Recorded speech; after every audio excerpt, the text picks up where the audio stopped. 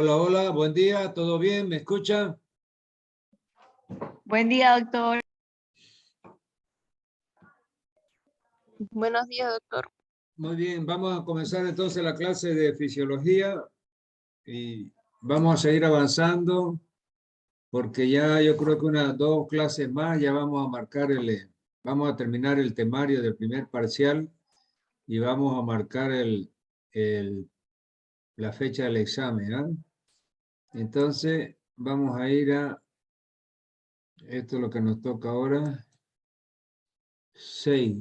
Es nervioso 6, es el tema. Aquí está en pantalla. Vamos a agrandar la imagen de la diapositiva. Muy bien. Entonces, fíjense ustedes ya algo sobre la corteza cerebral. Habíamos hablado en la anterior clase. Habíamos visto que era el área motora, el área premotora, el área secundaria. Y ahora vamos a ver en detalle también la corteza cerebral. Cuando vimos las áreas motoras y premotoras, vimos, es decir, los patrones de movimiento que cada una de esas áreas genera y ordena a las distintas estructuras del organismo. Entonces, ustedes ven en pantalla aquí la parte de la corteza cerebral en varios colores. Y aquí tenemos, como le decía yo, la corteza motora primaria. Aquí está la corteza motora primaria, la secundaria y la premotora. Vamos a ir avanzando.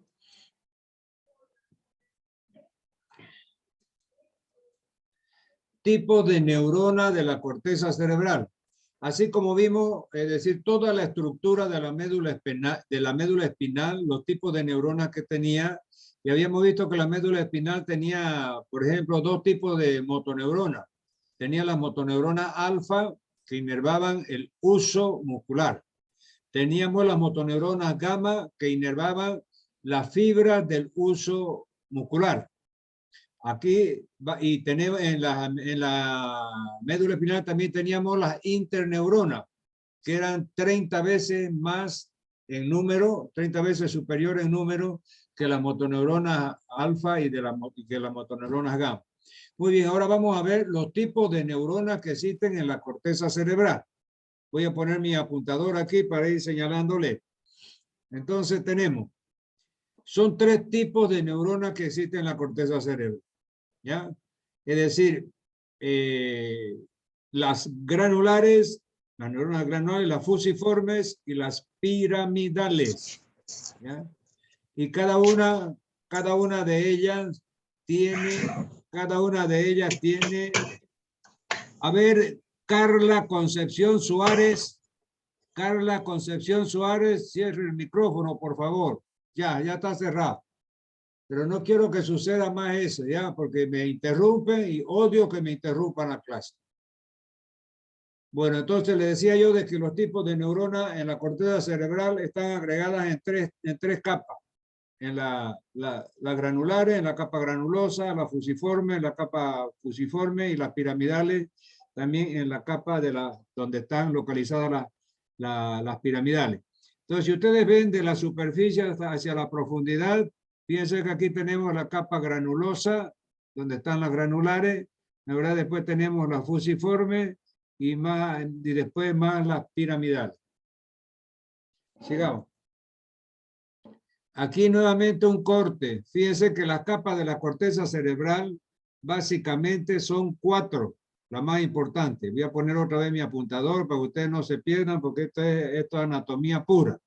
Entonces, fíjense, aquí está la parte más superficial de la corteza cerebral. ¿Ya? La primera capa es la capa molecular. ¿Ya? La segunda capa, capa de Purkinje. La tercera capa, yendo hacia la profundidad, la capa granular, y la cuarta capa es la sustancia blanca. Entonces, en esas 4 capas de la corteza cerebral, tenemos distribuidos esos 3 tipos de neuronas, ¿no? Las fusiformes, las piramidales y las granulares, ¿no? Entonces, este es un corte para que se den idea más o menos de dónde están, a qué profundidad están localizadas las distintas células de la corteza cerebral. Muy bien, sigamos. Área de asociación de la corteza cerebral. Entonces aquí ya estamos viendo en la corteza cerebral hay lo que se llaman las áreas de asociación. O sea, son varias partes de la corteza cerebral que asociadas cumplen una función determinada. Oye, por favor, anda a hablar a otro lado, che. Entonces, le decía yo de que las llamadas áreas de asociación de la corteza cerebral se dividen en tres. Y son determinados lugares anatómicos de la corteza cerebral que se ligan entre sí y forman áreas de asociación. Entonces, la primera área de asociación que tenemos, que está en rojo, aquí fíjense el subtítulo, aquí dice el área parieto-occipito temporal. Entonces, esa zona de la corteza cerebral, que está lógicamente en la parte parietal, en la parte occipital y en la parte temporal, van a formar el área de asociación que se llama parieto-occipito temporal. ¿Qué va a hacer esa zona? ¿Qué va a hacer esa área de asociación? Va a ser la interpretación fina de las señales de todas las áreas que la rodean. Entonces, esa área parieto-occipito temporal, ¿cuál va a ser su función? Interpretación fina de las señales de todas las áreas que la rodean. Dos, la área de asociación prefrontal, que está aquí en celeste. ¿Cuál va a ser su función? Funciona en relación estrecha con la corteza motora para planificar patrones motores complejos. En la clase anterior ya yo les expliqué que eran los famosos patrones motores complejos. Ya yo les había dicho que los patrones motores complejos es un conjunto de órdenes que salen de la corteza cerebral para producir un patrón de movimiento. O sea, ordenan a 20 músculos simultáneamente que o se contraigan o se relajen. Entonces, esos son considerados patrones de movimiento. O sea, la orden no va para un musculito para que se contraiga o se relaje. La orden va para un montón de músculos para que cumplan esa orden, y hay entre ellos algunos que se contraen, otros que se relajan, por ejemplo, y a esa función global de activar cierto número grande de elementos anatómicos se llaman patrones de movimiento. Entonces, el área prefrontal funciona en estrecha relación con la corteza motora para planificar patrones, entre comillas, motores complejos. Tercera área de asociación, está en amarillo, se ve poco, límbica, esa es la área de asociación límbica, se relaciona con la conducta y la motivación. Entonces yo le pregunto, ¿cuál es la función del área parieto-occipito temporal? Usted tiene que decirme interpretación fina de las señales de todas las áreas que la rodean. ¿Cuál es la función de la área de asociación prefrontal? Patrones de movimientos complejos. ¿Cuál es la función del área límbica? Se relaciona con la conducta y la motivación. Sigamos. Vía córtico-espinal. Entonces, fíjense que vamos a ver la vía nerviosa. Esto, como le digo, era el pan nuestro de cada día en la Argentina. Eso nos metía hasta por las fosas nasales. O sea, no era imposible que algún egresado de primer año ya de medicina no sepa estas vías nerviosas, como por ejemplo la vía córtico-espinal, que es la llamada vía piramidal, ¿verdad? Entonces, fíjense, es la vía más importante de la corteza motora, llamada también vía piramidal. Se origina en la corteza motora primaria, pasa por la cápsula interna entre los núcleos caudado y putamen de los ganglios basales y luego desciende por el tronco encefálico formando la pirámide del bulbo raquídeo. Allí se cruza al lado opuesto y descienden los haces córtico-espinales laterales de la médula para terminar en las interneuronas, muy poco en las motoneuronas anteriores. Algunas fibras no cruzan al lado opuesto y descienden por los haces córtico-espinales ventrales. Entonces, esto tienen que saberlo ustedes como el pan nuestro de cada día. Entonces, la vía córtico-espinal ¿ya? La vía córtico-espinal tiene que saberlo de memoria. Voy a pasar acá para que vean que tienen que saberlo así como yo lo estoy diciendo. La vía córtico-espinal nace en el área 4 de Brodmann. Pasa por la cápsula interna entre el núcleo caudado y el putamen.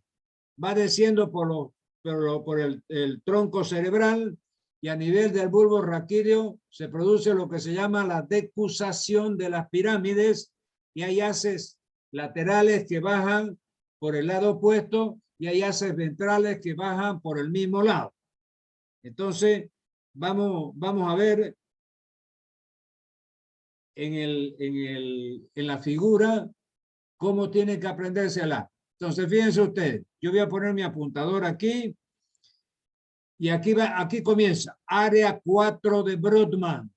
Yo les había dicho que las áreas de la corteza cerebral, un investigador de apellido Brodmann fue el que la mapeó prácticamente y le dio un número a cada área de la corteza cerebral. Entonces, en el área motora hay la que se llama el área 4. Ahí en el área 4 es donde nace esta vía córtico-espinal. Entonces, en la corteza cerebral, área 4 de Brodmann, pasa por la cápsula interna que es esta, entre el núcleo caudado y el putamen. Baja por los pedúnculos cerebrales, porción basilar del puente de Barolio, que es la protuberancia, y llega al bulbo. Aquí en el bulbo raquídeo, fíjense ustedes, en esta parte de aquí, se produce la decusación de la pirámide, o sea, la fibra de esta vía córtico-espinal pasa al lado opuesto y ese fenómeno se llama decusación de la pirámide y ahí bajan hasta la médula espinal por los haces córtico-espinales laterales, ¿ya? Haz córtico-espinal lateral, bajan hasta las interneuronas y un poco de las motoneuronas de la médula espinal. Y aquí en el mismo bulbo raquídeo hay algunas fibras que no se cruzan al lado opuesto para bajar por los haces laterales córtico-espinales, sino que bajan por el mismo lado a través de los haces ventrales de la vía córtico-espinal. Entonces, esta es la famosa vía piramidal o vía córtico-espinal que ustedes tienen que saber, ¿ya? Cuando está interrumpida esta vía córtico-espinal, y ustedes tienen que asociar, aparece el famoso reflejo de Babinski. Se recuerda que también lo vimos cuando vimos los reflejos. Sigamos. Aquí tenemos nuevamente la vía córtico-espinal. Cuando hay lesión de la vía córtico-espinal, dice, su lesión provoca parálisis. Si la lesión es por encima del nivel de la decusación motora, será una parálisis contralateral al sitio de la lesión. ¿Ya? Contralateral al sitio de la lesión. Si la lesión es por debajo del nivel de la decusación motora, será una parálisis ipsolateral al sitio de la lesión. ¿Qué quiere decir? Esto es importante que ustedes lo sepan. Vamos a poner mi apuntador. Les decía yo que esta es la famosa vía córtico-espinal o vía piramidal. Es la vía motora. Por esta vía pasan todas las órdenes que la corteza cerebral envía al cuerpo para cualquier tipo, ya sea para mover un músculo, mover una articulación, segregar una glándula, o sea, todas las funciones del organismo reciben las órdenes de la corteza cerebral. Y esas órdenes, motoras, secretoras, etcétera, vienen a través de esta vía córtico-espinal o vía piramidal. Entonces nos está diciendo de que si supónganse, hay un paciente que tiene paralizado, fíjense ustedes, tiene un tumor aquí en el hemisferio izquierdo. ¿Eh? Tiene un tumor en el hemisferio izquierdo, entonces se le paraliza la mitad, por ejemplo, izquierda del cuerpo. Del mismo lado, porque aquí, fíjense, aquí la vía piramidal todavía no se había cruzado al lado opuesto, ¿ya? Pero si la lesión está, el tumor, supóngase, está abajo ya del bulbo, donde ya se cruzó la vía, entonces la lesión está del lado contrario a donde nacen las fibras. Fíjense que acá las fibras nacieron en el hemisferio izquierdo, y si el tumor estaba en el hemisferio izquierdo, como todavía no se han cruzado las fibras, se paraliza la mitad izquierda del cuerpo. Pero ya después de que se entrecruzan las fibras y se cruzan al lado opuesto, entonces, si la lesión está en el lado derecho, es decir, se paraliza el lado derecho del cuerpo, porque ya están inervadas por las fibras que se han cruzado en el bulbo. Entonces, eso es lo que nos está diciendo, que una lesión por arriba del bulbo, por arriba de la decusación de la pirámide, aparece del mismo lado. Y si la lesión está por abajo de la decusación de la pirámide, o sea, aquí en el bulbo, lo que llama la decusación de la pirámide, entonces la lesión está en el lado opuesto. ¿Ya? O sea, muy bien, eso es importante. Sigamos. Entonces decíamos, si la lesión es por debajo del nivel de la decusación motora, será una parálisis ipsolateral. Si la lesión está por debajo del nivel de la decusación motora, será una parálisis ipsolateral al sitio de la lesión. Además de la parálisis, las lesiones producen un conjunto de signos neurológicos que incluyen espasticidad, hiperreflexia, signo de Babinski y clonus. ¿Ya? Entonces, hay lo que se llama el signo de motoneurona anterior. ¿Qué quiere decir? Esto también es importante. Tengo que explicárselo. La motoneurona anterior, la motoneurona superior se llama signo de motoneurona superior. Acá abajo dice, el conjunto, fíjense al final del parágrafo, dice lo siguiente, el conjunto de este conglomerado de datos clínicos se conoce como signo de motoneurona superior. ¿Qué quiere decir? Las motoneuronas que ya hemos visto, que están en la corteza, es decir, todas esas células piramidales, fusiformes, granulares o granulosas, etcétera, son motoneuronas. O sea, son neuronas que mandan órdenes al cuerpo para comandar algún movimiento. ¿Ya? Y en la médula espinal tenemos otras motoneuronas, que son las motoneuronas alfa, que ya hemos visto que inervan los usos musculares, y las motoneuronas gamma, que inervan la fibra de los usos, ¿verdad? Entonces, y después están las interneuronas.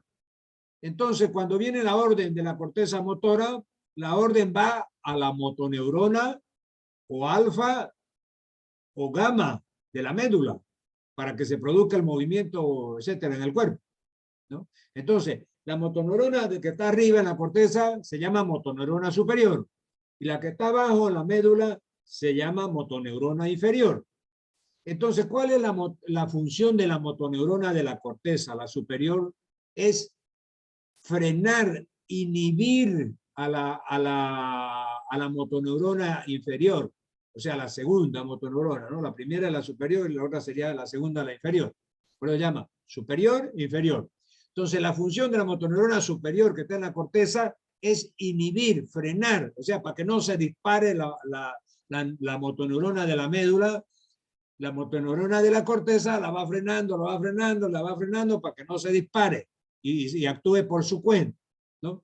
Entonces, cuando hay una lesión en esta vía córtico-espinal, es decir, la motoneurona, como no hay ese freno, es decir, se dispara. Entonces, eso es lo que se llama signo de motoneurona superior. Entonces, al dispararse a la motoneurona inferior que está en la médula, aparecen estos 4 signos que son característicos del síndrome de motoneurona superior. Entonces, los 4 síntomas que caracterizan el síndrome de motoneurona superior por lesión de esta vía córtico-espinal son estos 4 que tienen que aprenderse. Espasticidad, 1.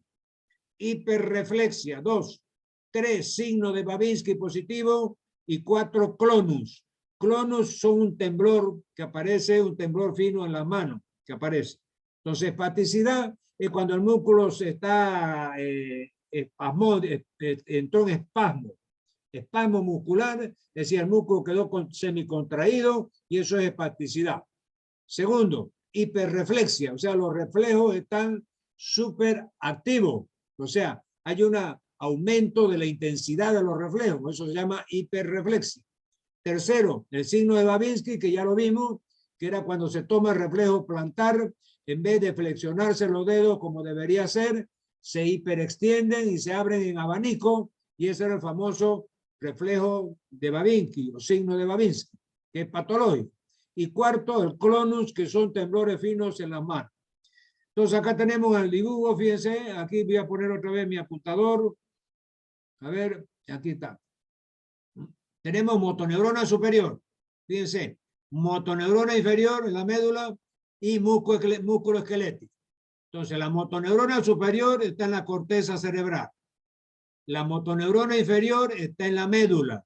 Entonces, fíjense cuál es la conexión de la superior con la inferior. Es esto de aquí que dice tracto piramidal, que es la vía piramidal que acabamos de mostrar.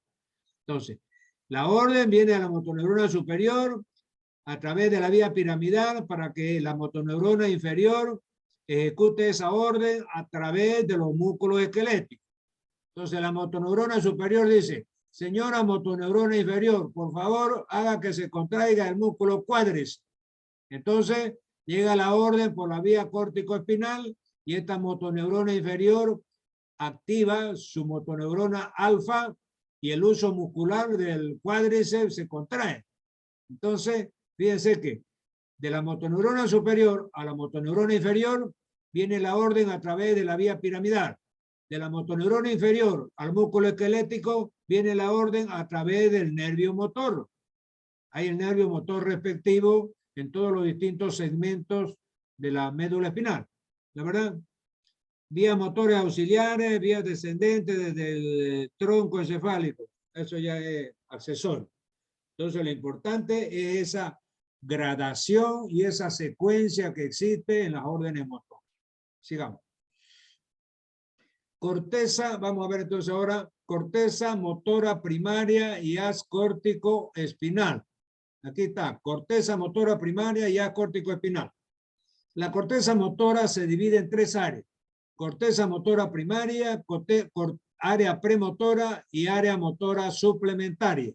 Fueron las tres que nosotros ya habíamos visto en la clase anterior, que la vamos a volver a ver aquí en las circunvoluciones de la corteza cerebral. Vamos. Entonces aquí está. Entonces, área motora primaria, fíjense aquí en amarillo, área premotora y área motora secundaria.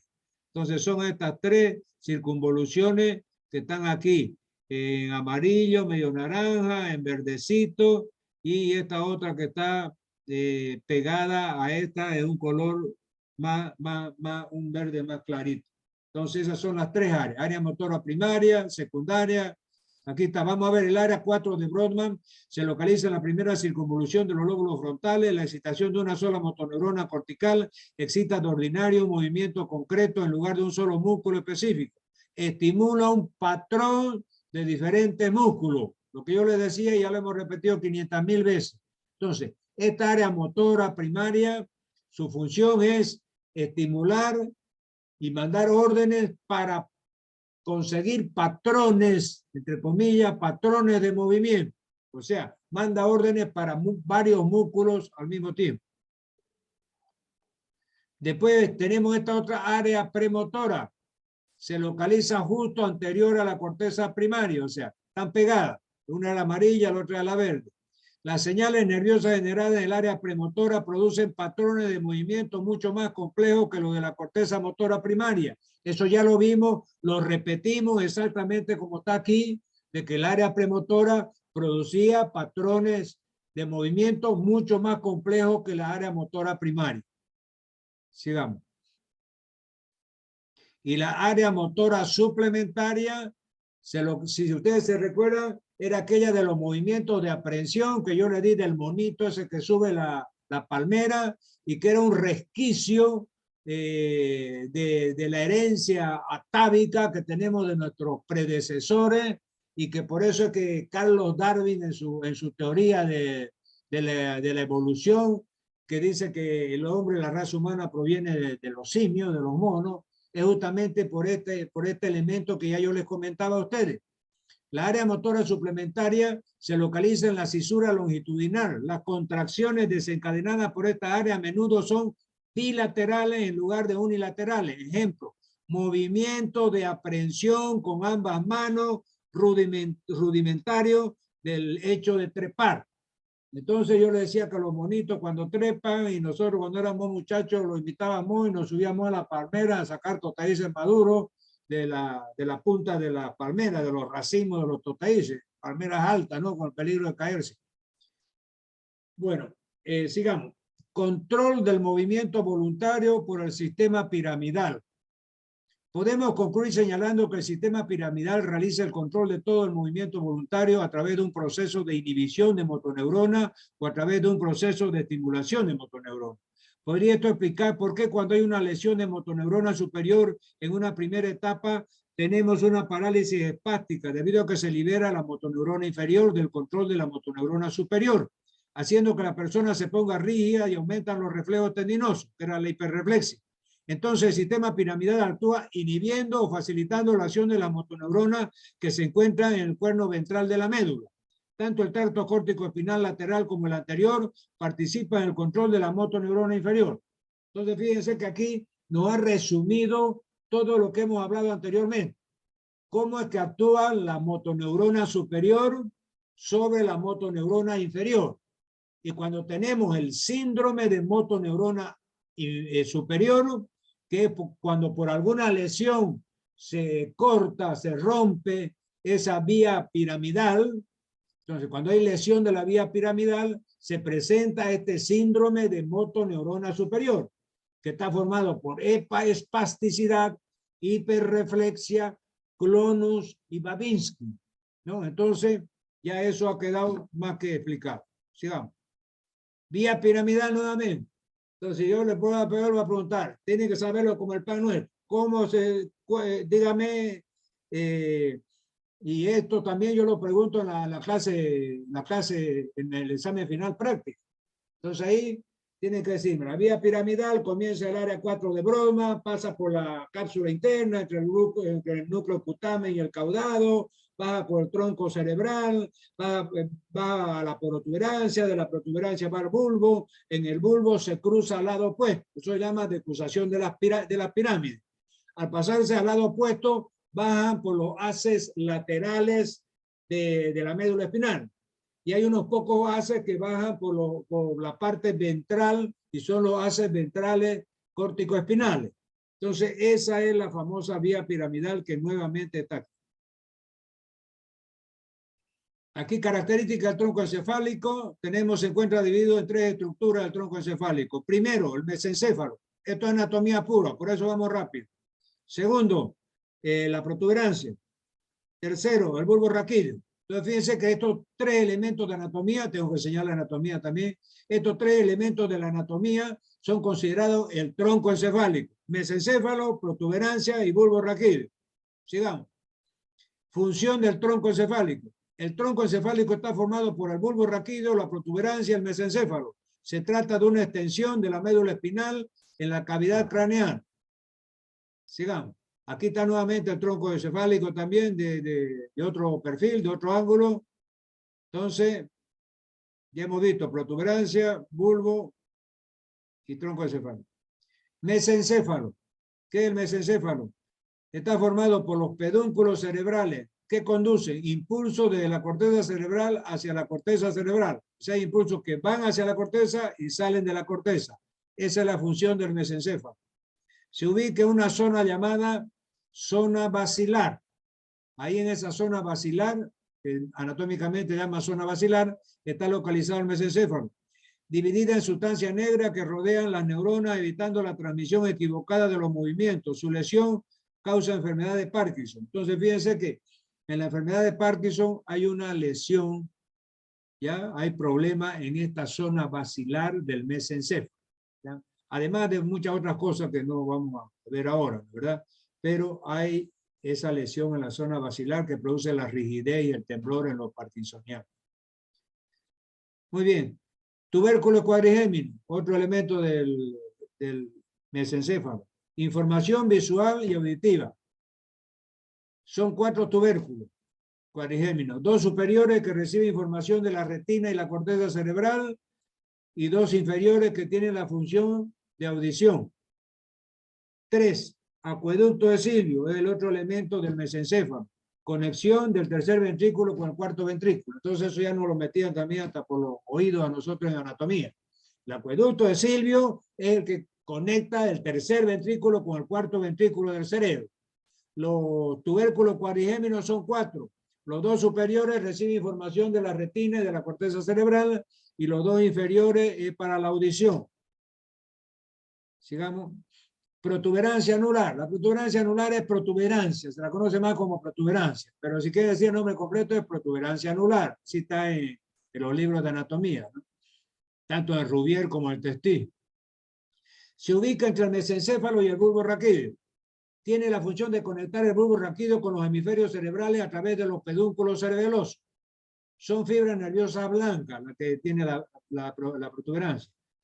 También llamada puente de Barolio. Fíjense que tiene otro nombre que se llama puente de Barolio, que en muchos libros está también con ese nombre puente de Barolio, pero es más conocido como protuberancia. Aquí va a ver bulbo raquídeo. Es una prolongación de la médula espinal. Su función es controlar los impulsos que se dirigen desde la médula hacia el cerebro, tanto ascendente como descendente. Además tiene la función vegetativa del cuerpo, es decir, coordina las funciones cardíacas, vasoconstricción, respiración, actividades reflejas y vómito. Fíjense la importancia cardinal que tiene el bulbo raquídeo. Se lesiona el bulbo raquídeo y muere el paciente.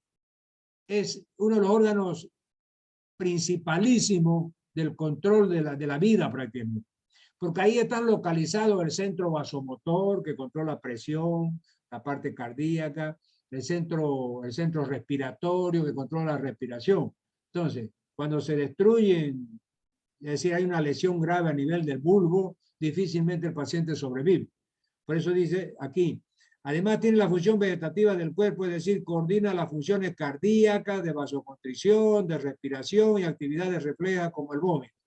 Entonces, esa es la importancia grande que tiene el bulbo. Su lesión ocasiona muerte inmediata, lo que yo le estaba diciendo. ¿Eh? Ya me estaba adelantando. Su lesión ocasiona muerte inmediata. ¿Ya? Sigamos. Funciones de los núcleos vestibulares. Entonces, el vestíbulo, ¿dónde está el vestíbulo? El vestíbulo es parte pues, del oído interno también, porque entra en la parte auditiva y en la parte del equilibrio. Funciones de los núcleos vestibulares. Es controlar selectivamente las señales excitatorias para los distintos músculos antigravitatorios y mantener el equilibrio en respuesta a la señal del aparato vestibular. Entonces, fíjense que el vestíbulo es un órgano importante para mantener el equilibrio. Entonces, aquí tenemos ya los conductos semicirculares, tenemos el utrículo, el sáculo y toda la parte del conducto del sistema auditivo interno. Pues tenemos que la audición tiene la parte de conducto auditivo externo, que es el canal del conducto auditivo externo, que llega hasta el tímpano. Después, entre el tímpano y el utrículo, ya está la cadena de huesecillo, el yunque, el martillo y el estribo. Después ya del utrículo para allá están los conductos semicirculares y ya está el caracol, es decir, la parte membranosa y la parte ósea. Entonces, todo eso es la anatomía de la parte auditiva. Y ahí la función del conducto vestibular con su acción antigravitatoria y del equilibrio, es decir, está en los núcleos vestibulares. Sigamos. Vamos a poner aquí la... Muy bien, entonces con eso terminaríamos la parte de nervioso 5 o 6, no me acuerdo, ¿no? Pero esta es la clase, entonces, como ustedes ven, me parece que hay 2 más todavía de sistema nervioso, y ya con eso terminaríamos ya el temario del primer parcial. Fíjense que este temario del primer parcial es el más amplio que hay. Porque fíjense que aquí va a entrar, es decir, la parte de